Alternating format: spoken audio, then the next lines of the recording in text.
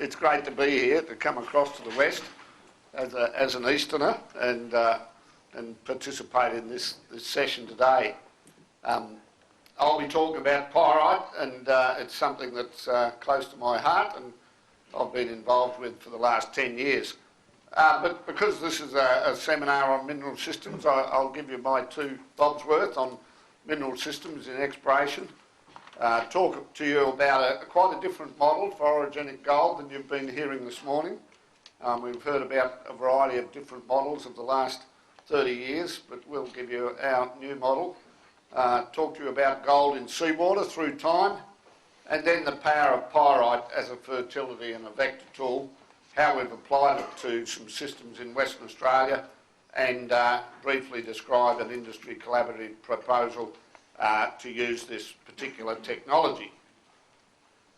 So, Geology 101, what I've been teaching for the last 30 years, is the simple, what I call exploration model, metal transport and trap, and what are the features of these that we can identify in an exploration program. We haven't actually been hearing much about metal sources in orogenic gold deposits because they're very poorly understood, but I'm going to concentrate a fair bit on the source of gold in orogenic systems. Just taking off the web some of the mineralizing systems models that are available. Dave Groves' famous model there of the continuum model for orogenic gold, another one from Ridley and Phillips and Powell, another big picture model from Goldfarb of crustal thickening and accreted oceanic crust producing magma melts that go up to produce gold deposits, or plume interaction producing gold deposits.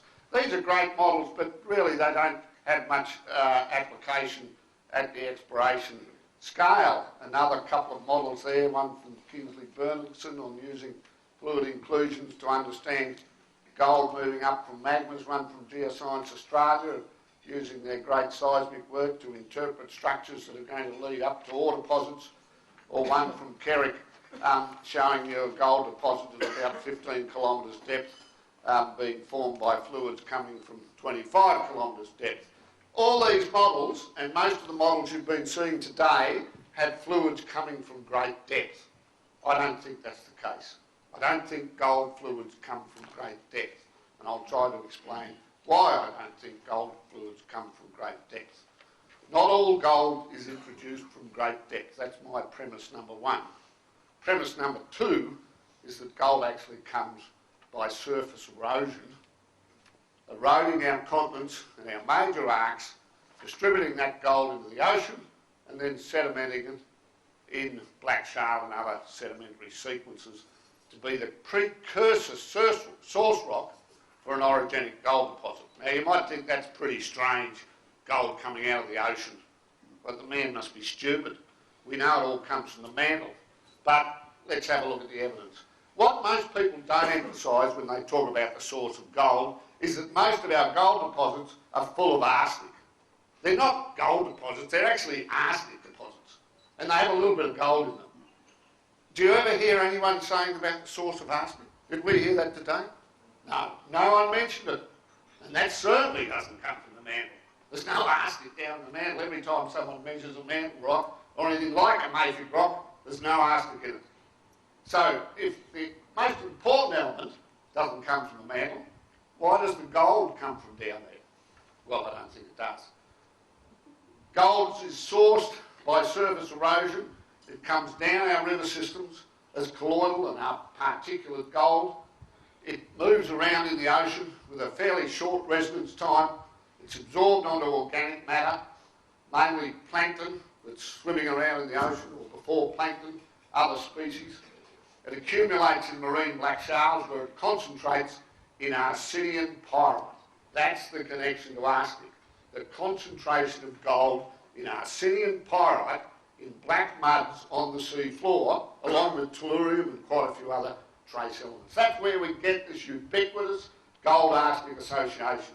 And during basin closure and orogenesis, we release the gold by shallow metamorphic reactions. Shallow is the primary word here.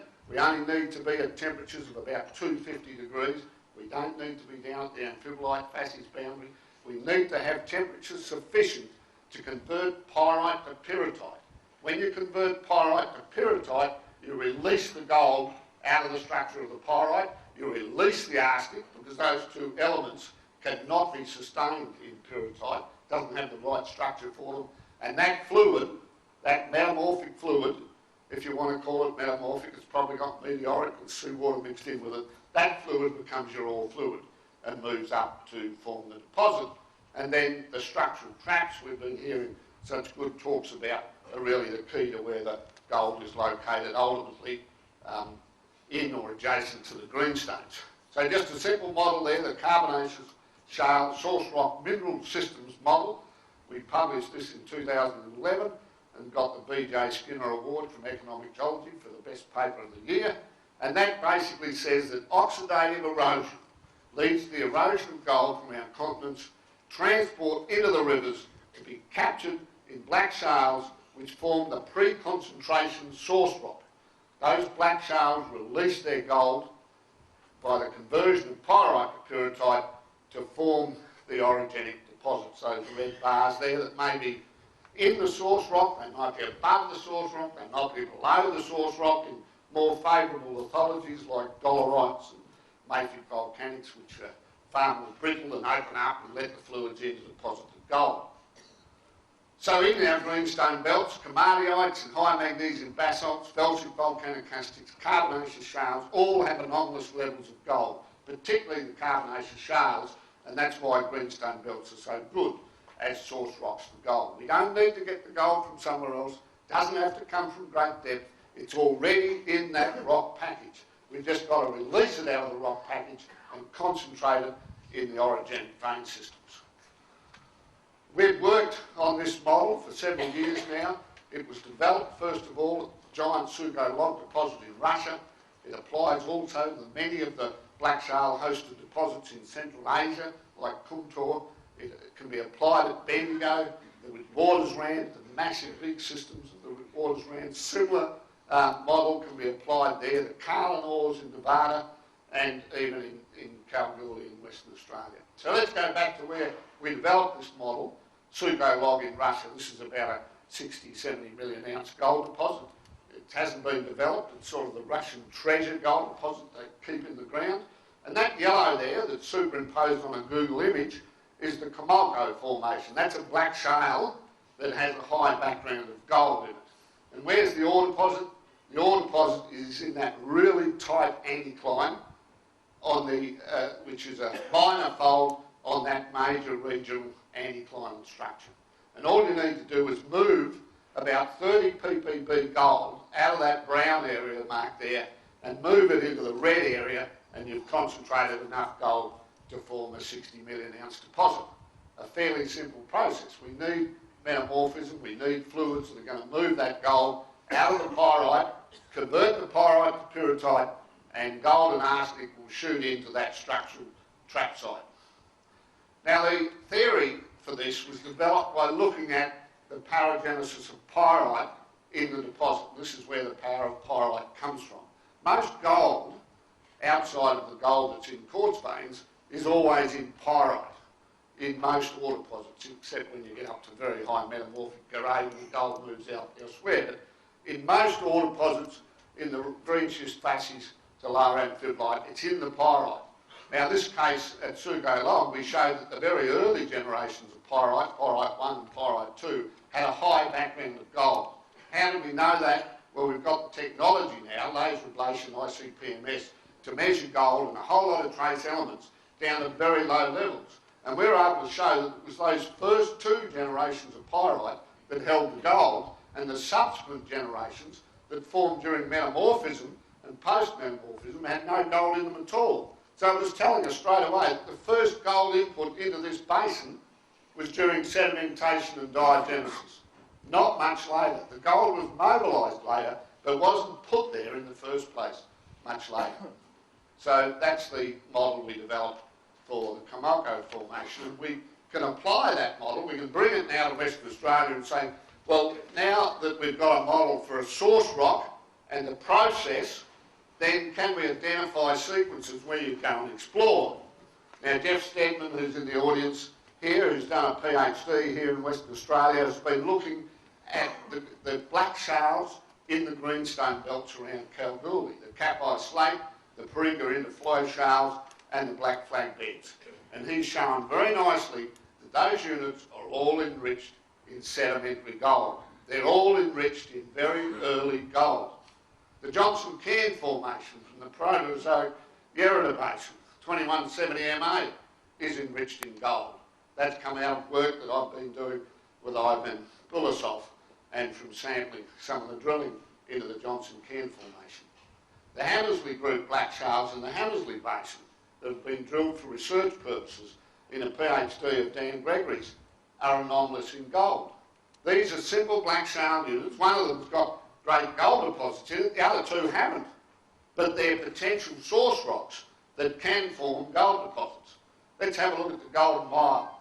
Now, colours aren't what you'd usually see here. This is one of Francois Robert's diagrams, and for some reason he's coloured the greenstones blue. But other than that, this is a representation of the greenstones, and that light-coloured stuff, that light-coloured stuff there, are all sediments. They're all sedimentary rocks. The Golden Mile's in a sea of sediments, and yet all our emphasis is always on the greenstones and the structures. It's in a sea of sediments. The Basin black flag beds are beautiful black shales with pyrite and enrichment of gold. The Paringa Interflow sediments are even more enriched in gold, and the Cap-I slate is also. So we have a corridor of sediments that's adjacent to the greenstones that's enriched in gold. Interflow sediments within the greenstones, black shales above the greenstones, or above the Golden Mile dolerite, the black flag beds, and then you've got, above those, you've got these late basin sediments you've been hearing about. They're even younger, and then the mineralisation comes in after that. So we've got plenty of source rocks there, no problem. They're not the greenstones, they're actually the sediments around the greenstones. The evidence for that comes from very detailed work on the pyrite within the black shales. So this is a nodule of pyrite that Jeff has picked out of the Paringa Interflow shales. This actually comes from the open cut at Kalgoorlie, the super pit. And yet when we map the distribution of elements in that nodule, you can see in the red square there, I've outlined the gold distribution. And you can see the green there is giving you gold from 1 to 10 parts per million in the core of that nodule, surrounded by a blue zone of lower gold, surrounded by a green zone of high gold again. You look at the arsenic there at the top left, and you can see all the arsenic in there with the high levels in the core. You can see the beautiful radiating texture of the pyrite as it grows around that nodule.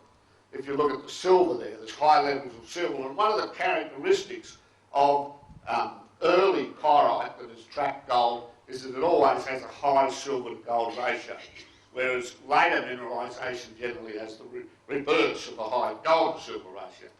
So you could argue that all that gold's come in from the outside and somehow got captured inside that nodule to reflect the zonation of the nodule. But I think most sedimentologists and most people who have understood and worked on pyrite nodules know that that's all primary. That's a sedimentary diagenetic accumulation of gold and arsenic and tellurium within those particular nodules. Now, we've been putting together a database of about 3,000 pyrite chemistries through time. We've been collecting black shales from all around the world, and we've now got what we call a graph of gold in seawater through time. Because those pyrites in the black shales, in marine shales, trap the gold and other trace elements and are a proxy for the amount of gold in seawater at that time. And you can see that in the Archean, gold was fairly elevated in the oceans. It dropped down through the Proterozoic, so in the mid-Prote it dropped to a really low level of about 2 orders of magnitude less than the Archean, and it then rose up and dropped down, and in the Phanerozoic it's gone through a multitude of cycles. And on the bottom there I've got the red bars that are the bars for the age of host rocks that contain gold mineralisation. And you can see there's a pretty good parallel there, that actually the host rocks that contain these deposits are mainly in the periods where there's been high gold in the oceans. So Kalgoorlie Golden Mile is sitting there, the Witwatersrand Basin, is at the peak of when gold was a maximum in the oceans, we would argue, throughout the world. In other words, we can predict where gold deposits will be through our sequences by looking at the high peaks of gold in the ocean through time. So you might say, God, you know, what's gold in the ocean got to do with orogenic gold deposits? Well, it's in the model here. Gold in the ocean ends up being trapped in the black shales. The black shales are the source rock. We remobilise it out and we put it in the ore deposits. So what about sedimentary pyrite in black shales? We've analysed over 2,500 here, and that's a histogram of the amount of gold from 0.001 or 1 ppb through to about 5 ppm. You can see the relationship to tellurium there. Gold-rich diagenetic pyrites are also tellurium-rich diagenetic pyrites. But what we need to look for in terms of a source rock for gold are those black shale sequences with pyrite above about 200 to 300 ppb gold and more than about 5 ppm tellurium, if you want a telluride type gold deposit. And that's only about 20% of our database. Most of our data, you can see, is right down at much lower levels and is not going to be a source rock for gold. So if we look at some of these rocks we've been talking about, the Johnson Cairn Formation, this is a drill hole, a co-funded drill hole that was drilled through that sequence, and you can see the gold levels there in the black shales are going up to 1 ppm. The dotted line on the left there is normal background gold, so you can see we're orders of magnitude above normal background gold. You can see in the Hamersley group, again, gold goes up to a level of about 1 ppm in the black shales. They're great source rocks, and yet they're not in anyone's exploration model, but we hope they will be. I'd be out there exploring those black shales and looking for structures, especially anticlines, where you're going to move the fluids into those tight structures to form gold deposits. So that's the idea there. Now, I want to talk about another aspect of the power of pyrite. Well, I've been talking about defining gold source rocks. Now I want to talk about footprints around gold deposits. Because pyrite occurs in the halo to deposits. It absorbs a whole lot of trace elements. 90% of the gold outside of quartz veins is nearly always in pyrite. And it gives a very sensitive signal to the passage of a hydrothermal fluid, up to 1,000 times better than normal whole rock analyses. And we can use laser ablation now to measure the trace elements in pyrite down at ppb levels. Now, for the past 2 years, we've been sampling pyrite from a number of orogenic gold deposits around Western Australia, from a number of VHMS deposits, and we've just submitted a report to the GSWA on that work, and they will be releasing that report when it's up to the standard that they require in the near future. So that'll be accessible to everyone, and that'll have a database of over 1,000 pyrite analyses in it, and we want that to form the basis of this technique being used going forward. So we've demonstrated in that report the power of laser ablation analysis as a fertility and vector tool. We've developed discrimination between orogenic and VHMS pyrites. The database contains 35 elements plus lead isotopes for 1,000 pyrites, and it's focused in Western Australia.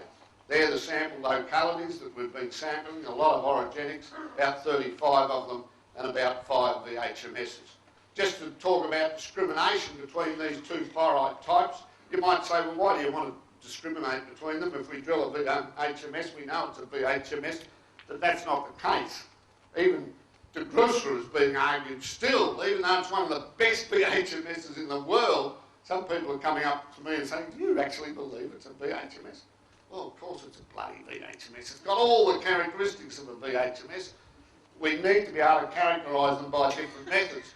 Pyrite is one method, especially when you've only got a little bit of pyrite in a drill hole. What's it mean? Well, here's a simple diagram, cobalt over nickel in pyrite. Most VHMS pyrite is very cobalt rich. Most orogenic pyrite is cobalt poor and nickel rich. If we overlay the orogenic pyrites on top of normal sedimentary pyrites, we get a virtual one-to-one overlap. Why is that? Because the fluid that forms orogenic pyrite is coming from sedimentary pyrite. We're getting a good overlap. What's really interesting there is we've got a lot of blue dots that are outside that overlap. Well, what are they telling us? They're probably not typical orogenic gold. They're something a bit different. Another very good method is just the tin and tungsten content of these pyrites. Orogenic pyrites tend to be more tungsten-rich. VHMS pyrites tend to be more tin-rich. There's reasons for that I won't go into. So we've developed what we call a VHMS score for pyrite as opposed to an orogenic score for pyrite, and that's the plot there. And that shows us when you've got very low levels, below 1,000 on these scores, you can't really tell very much. But above 1,000, you start to get a very good breakup between these two types. And the higher the score, the more proximal you're likely to be to an ore deposit. So it's giving you a fertility and a proximity score at the same time. Now we've graded all the deposits we've looked at and said, well, what are the most typically orogenic in terms of their pyrite chemistry? What's the most typical VHMS in terms of pyrite? And you can see on that graded score that orogenics like Sunrise Dam, Luna, Canal and Bell, Paddington, Hill 50, Golden Mile, etc. They're typically orogenic pyrites. The other end of the spectrum, Golden Grove, Jaguar, DeGrussa, Plutonic. That's strange, Plutonic's not a VMS deposit. That's when you've got to look at the data and say, hey, this is telling us something we didn't realise. This is telling us that Plutonic has got some sort of VHMS signal in it. Doesn't mean it's a VHMS deposit, but it could be a VHMS horizon that's been overprinted by orogenic fluids, and now we've got still a representative VHMS fluid showing up in that pyrite chemistry. We've taken this further now. We've said, all right, we've sorted out VHMS from orogenic. Let's go to a bunch of EIS co-funded drill holes that haven't drilled anything of too much excitement and see what we can tell by using our technique. And that's what we've done. Oh, before I mention that, I've got an advertisement to give you. You've all got a flyer, hopefully in your package, about a logging course that we're giving at Cove. The reason we've set this up is the deplorable nature of geological logging that goes on in this country. Not just Western Australia, but all around the country. Some companies are doing a good job in educating their geologists to log drill core. A lot of companies aren't. And we're not doing a good job. Universities, we're not teaching them how to log core. Someone's got to teach them how to log core. And so I'm suggesting this. I've looked at a lot of drill core in the last 12 months, and about 1 out of 50 holes has been logged, what I would say, up to a reasonable standard. And that's deplorable. So if you've got some young geologists who want to teach them how to log core better, send them to this 4-day course that we're running on geological logging. Back to the EIS-funded drill holes. So when you drill a hole into a greenfields area, there's two questions. You get a bit of altered rock, you get a bit of pyrite in it. The first question, is this pyrite related to an ore body? That's the fertility question. And the second question is how far away and in which direction is the ore likely to be? That's the veteran question. And obviously this hole out here is a bummer, you want to get rid of that. This one here, you give a tick because it's hit something of interest and it's on the edge of a major alteration. This one here is a great hole you definitely don't want to walk away from. You don't want to walk away from that hole because you've just missed an ore body. So you've got to be able to tell that you've just missed an ore body. And unless our geologists can log holes a lot better than they currently are, they won't be able to tell. So the simple procedure is, using advanced technology, let's take an example, a drill hole with 3 pyritic zones down it. We take 2 samples, minor samples of core, from each of those 3 zones. That's 6 samples. We prepare them to go into our machine. We analyse 35 trace elements, including gold and platinum. We do 6 lead isotope ratio determinations at the same time at no extra cost. We'll do sulphur isotopes if you request it. That costs more, and it's about $2,500 a drill hole. And that will tell you whether you've drilled a barren hole way outside any mineralisation, whether you're within the remote possibility of being near an ore body, or whether you're very close to an ore body. And that's really what you want to find. I regard this as very similar to a downhole EM survey, and the cost of it's about the same. You do a downhole EM survey to find whether there's an off-hole anomaly. You do this pyrite work for exactly the same reason, to find an off-hole anomaly. This is the particular diagram we've developed with our VHMS and orogenic score. So this is a particular hole that was drilled in one of the EIS programs. We took 5 samples in a 500 metre drill hole. We did 10 laser analyses, and the data you can see varies from distal through the proximal field. So we would conclude from that that's a proximal hole. It's close to mineralisation. It turned out that it was drilled a long strike from an orogenic deposit, so that's great. We got the right answer, and you can tell that it's orogenic, that the fertility here is orogenic because it's up in the orogenic field. But we haven't got any in the target field, so we're not going to jump up and down and get excited at this stage and drill another hole tomorrow, but it's giving us a good indication. Here's another one that was targeted on a VHMS extension. It was drilled a long strike from a VHMS deposit. Again, it's giving the right fertility answer. It's in the VHMS field. A couple of samples are out in the target, so you're getting a little more excited here. We've got something that looks as though it's in the close to mineralisation. Now, in addition to the normal elements, we do a rapid lead isotope scan. Now, we've got to emphasise that this isn't high-quality lead isotopes. It's rapid, semi-quantitative lead isotopes, but it gives you very useful information. So all the material that we've sampled so far easily shows the separation between the 2 ages of major VHMS deposits in Western Australia. So Gosling Hills, Scullers, Jaguar, all of the same age, around 2900 or so, and DeGrussa, Horseshoe Lights, Proterozoic, all around 2000 or so. And I've put those age on there based on a 7.6 growth curve. We also get 8.6 data that you can see is the same. So this is an incredible bonus in that you're getting a rough age of the mineral system that your little bit of pyrite is related to. We can look at the orogenic gold data too, the main gold event there, the 2650 gold event is showing up. You've got a lot of orogenic deposits that have become more radiogenic away from that event. That either means they've been reset or you've had multiple events, which is the case certainly in many deposits, that they're not just one event, there's a whole series of events that go to make that ore deposit. But again, there's very valuable information there. The final one I'll emphasise, because this is really interesting, this was a hole that was targeted on nickel in ultramafics down in the Ravensthorpe area. And it had a little bit of pyrite in it that really was fairly much ignored by the young geologists who did the work.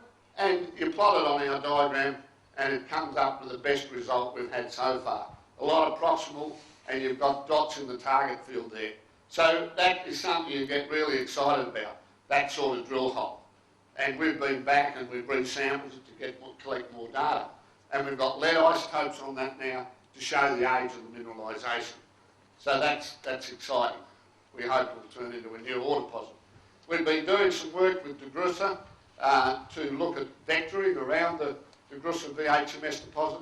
That's come up with some really exciting results, and that'll lead to ongoing research we're very hopeful of. But what I want to emphasise is that we're putting out a research proposal on pyrite and pyrrhotite as ore vectors, stratigraphic markers for orogenic gold, kaolin, and a whole range of other deposit types. Jeff Steadman, who's in the audience, is going to lead that project with my support.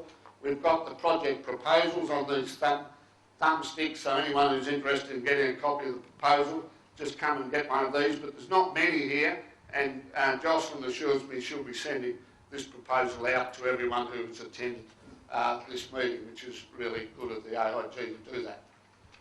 What we mean by stratigraphic markers here is that many ore types, including sediment-hosted copper, stratiform, zinc, VHMS, and even some orogenic gold deposits, are constrained within a particular set of rocks that have a particular pyrite signature. We've shown that, certainly Jeff has, for many of the orogenic gold deposits, especially around Kalgoorlie.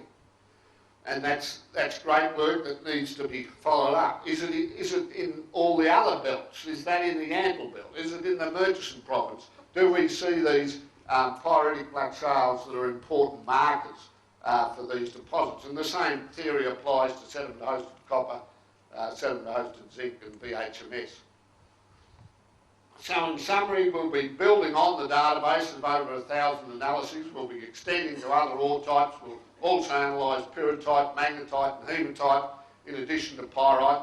We ask companies to invest about $17,000 a year for 3 years, and that'll allow them to put 2 of their deposits or prospects into the research mix so that they can be part of the study, looking at a range of potential vectors and fertility indicators, focusing on those deposits.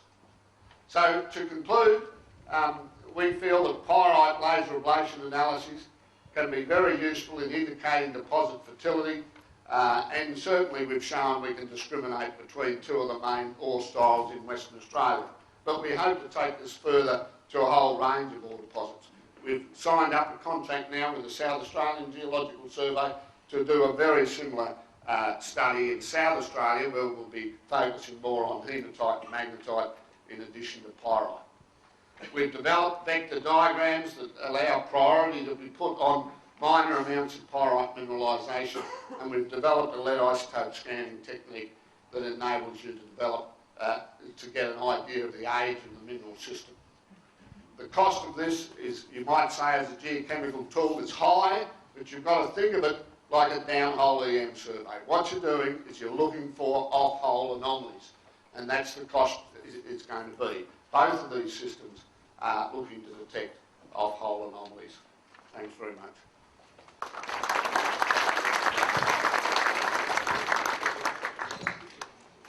Well, plenty of time left there. Ross, has anyone got any questions about the talk this afternoon? Tony? Yeah, Ross, just a question on discrimination with, say, high background sedimentary pyrite loaded gold and gold that's part of your alteration system. How would you discriminate? We've looked at that, and we can discriminate those. I haven't shown it, it's only a recent development that we've been working on. Black shale pyrite can be difficult to work with because it does have a whole range of trace elements, as you know, that are very anomalous. But it has some trace elements that you only find in black shale that you don't find in these other ore systems, and that's the way we can discriminate. Ross, just a couple of questions about the first part of your talk. Yeah, sure. The absence of mass-independent sulfur isotope fractionation, do you see that as a problem? And secondly, the presence of orogenic gold lodes, classic orogenic gold in high-grade granites and metamorphics in North China, because I mean both those things would imply that the black shale source was not a prerequisite. Yeah, the myth signal, we've looked at the work that's been done there. We don't agree with it. We're doing our own work to check it. In fact, I've talked to the guys at UWA who are similar to us, and they're doing work to check it also. So I'd park that for the time being until there's better data. There's Jeff Steadman up the back has done 33, 32, 34 on the Kalgoorlie pyrites. He gets a very different story. So I'm sceptical of that work that was done. That's all I can say about that. The China scenario, I don't really know anything about. I'd have to look into the details on it to give you a reasonable, robust answer. Sorry. But clearly it's a critical test for the model, because if you're proposing a generic orogenic gold model derived from sediments, then the fact that you've got Cretaceous age mineralisation in high-grade Archean metamorphics. Yeah, it's something I need to look at. Haven't looked at it. Cam? Hi, Ross. You show a great example of how if you say something forcefully, everyone will believe you. So, I really like the idea of the pyrite with the as indicators of potential terrain fertility. I think that's good. I think it's important to realize there's no dispute that metamorphism releases gold, and that crustal rocks can be a source of gold in the systems. The issue is that losing the other context, right, of what makes a tier 1 gold system, that alone is not enough. There's metamorphic terrains all over the world, and Rich Goldfarb says, yeah, and they all have gold. And I say, yeah, but they don't have tier 1 gold, right? And when you I've given you the criteria. When you look at these systems, right, you see that there's multiple timings of gold, right? You struggle to make metamorphism of the crustal sediments for everything. There's all types of other lines of evidence that there's multiple types of systems lining up in in these tier 1 gold deposits. And I think so I have no problem with the work you've been doing, right? But I think when you come out and you bash the other stuff like you do, right, is that you're doing a disservice there, right? Because the potential of using your techniques here without that overall overarching context has the potential to lead to the indiscriminate use of discrimination diagrams. And I don't think that's really where you're intending to take it on. Now, let me respond to that. I'm not bashing indiscriminately. I'm pointing out the weaknesses in the previous models that no one else is pointing out. I don't want this audience to go away and think that we're anywhere near understanding orogenic gold systems. I'm very happy to put up a totally different model and stack it up scientifically against all the models. And I'll tell you, this stacks up very well. It's a really process-driven model. And let me go back to the tier 1s. I've given you about 3 hints of what creates a tier 1, but you didn't listen. Hint number 1 is you've got to have high gold in the oceans, right? High gold in the oceans occurs at particular times through Earth history. If you look at the tonnages of gold deposits through time, there's particular periods when they're at a maximum. That's gold in the oceans. Point number 2 is you've got to have a black shale that's well enriched in gold. It's no good going and exploring in any metamorphic belt. I totally agree with you. I'd go to all the black shale belts, like the central black shale belts of Asia, and then once I'd found a good black shale belt, I'd analyse the pyrite through the stratigraphy and find out where pyrite is concentrated at the maximum level in the stratigraphy, and then that's where you're likely to find a tier 1 deposit. So there are messages in what I've said, and it's a matter of just, thinking about the science of what I've given you, rather than saying I'm bashing all the previous models because I think they're wrong. I'm trying to set up an alternative model, because without alternative models, the exploration industry is going to continue to use current models that are not finding ore deposits. We've got to come up with new ideas. That's my mantra, new ideas. Thanks, Ross. I think this is probably a discussion that can be carried on in the panel session later on this afternoon. Everyone, I'd like to join me in thanking Ross for a rather interesting talk.